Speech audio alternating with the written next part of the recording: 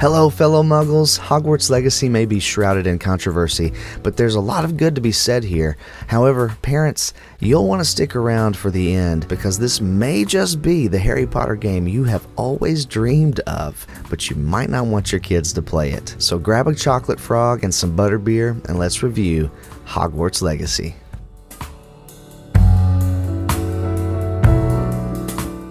Hogwarts Legacy is from developer Avalanche Software and is available on Xbox Series, PlayStation 5, and PC. A Switch version is supposed to be available later this spring. It's rated T for teen for blood, fantasy violence, mild language, and use of alcohol. In my opinion, there's one more thing left off that list, but I'll get to that in a bit. This game follows a newly enrolled fifth-year student who has a unique and mysterious connection to magic that the professors at Hogwarts don't quite understand. On your adventure, you'll be solving puzzles, exploring castles and caves, villages and valleys, riding brooms, learning spells, fighting evil creatures, witches and wizards, and having lots of fun doing all of it. Graphically, this game has several modes to choose from: fidelity, performance, high frame rate, ray tracing mode, and a balanced option. Usually, I prefer higher frame rates over graphical fidelity, but honestly, this game kind of looks yucky in every mode except fidelity mode. Now, it only runs at 30 frames per second, but it's stable, and boy oh boy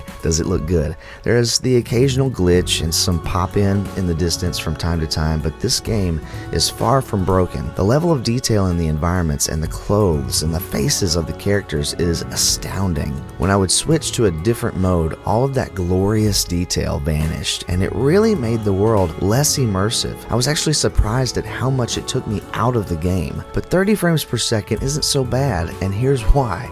Story and exploration. So much of this game is driven by story, and it's a great one. It has had me on the edge of my seat unraveling this mystery from the very start of the game. I was afraid that the game would be slow and tedious, but it jumps right into the action and intrigue and never stops. Classes are quick and do a good job of teaching you new skills so you can progress in the story. Sure, there are some fetch quests involved here. Go find this, go talk to that person, deliver this item, but the world they've built here is so interesting that those tasks are actually enjoyable. I mean, Hogwarts and the surrounding villages actually seem alive. It's no small feat to take this fairy tale world and make it feel lived in, old, as if it had a million stories to tell you and it's just waiting for you to ask. I want to say this though, I keep hearing the media and other YouTubers calling this a Harry Potter game, and that's just not true. Harry Potter is nowhere to be found in this game. It's set in the mid-1800s, well before Harry's story begins, and we do meet some ancestors of some other characters though, like the Weasleys, but Harry's not here. So the story is great, the graphics are great with fidelity mode, and the sound design is pretty great too. Things pop and fizz and swirl and gush all as they should, and the voice acting is an absolute treat. Very believable, high quality, and full of emotion. I am to grant access to the holder of the key and then close the door. Wait. Best of luck. Speaking of emotion, your character gets to choose how to respond in conversations. I chose to respond with kindness and humility for the most part, and found everyone I encountered to be so incredibly nice. That made it even more fun to play. Of course, the villains are after you, but everyone else genuinely seems glad that you're around, and that is so uplifting. They also took some of the best Harry Potter movie themes and inserted them here to great effect. It makes it feel even more lived in, even more like the wizarding world you're used to, hearing bits of John Williams' masterpiece here.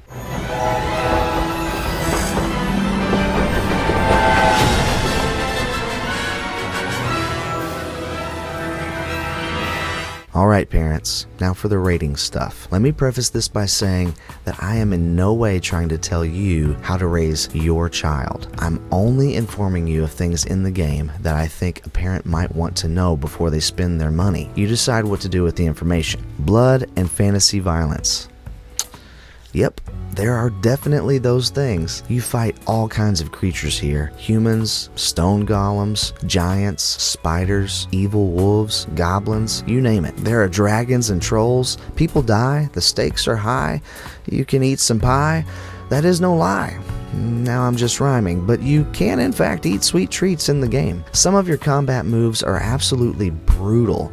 They look cool, but like I said, this game can be pretty immersive, and that level of realism might be too much for a child. On top of your finisher moves, you also learn curses, and that adds a level of darkness to what is otherwise a positive and happy game. Language-wise, I agree, is pretty mild. You have a lot of conversations in this game, I mean a lot, and there is rarely any language. In fact, the lack of language might actually make the curse words that are there stand out even more. But I don't think there's anything here you wouldn't find in, say, a PG-13 Marvel movie. The last thing you might want to know as a parent is that this game has come under a lot of controversy due to some tweets from author J.K. Rowling about transgenderism, and even though she didn't have anything to do with the creation of this game, if you allow your child to stream while they play, you should know that there is an angry mob of boycotters out there that are literally attacking people online and saying some really hurtful things to those who have purchased this game. A lot of professional streamers are even refusing to play it because they don't want to be bullied. Along those same lines, ironically, this is a game that doesn't hide the fact that it is